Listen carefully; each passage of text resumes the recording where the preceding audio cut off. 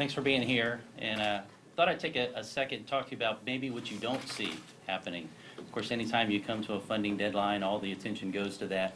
But I wanted to talk about a little bit the process of how we got here. One thing you're seeing in the Republican majority is we are rewriting the muscle memory of how Congress works. And sure, it's harder to run a House when you actually get to read the bills because people have input on the bills. It's harder to run it when you're offered amendments and people get to have say into the bills.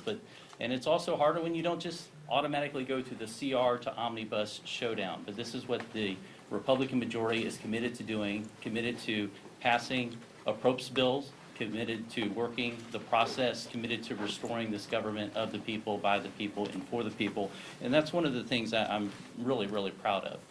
These bills are conservative. These bills are what many have called the many years since we've had the cleanest comb through of these appropriations bills, where we've gotten back to just putting this government, right-sizing our government and getting us back to the priorities that this government should be working on.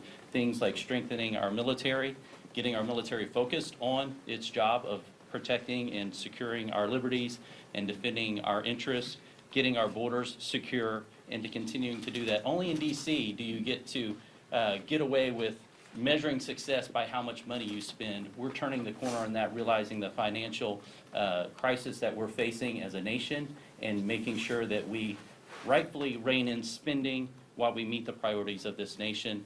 And so it's good to see these appropriate bills moving forward.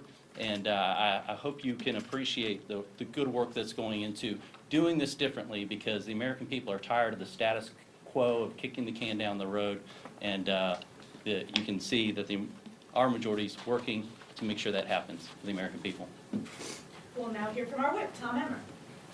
Hey,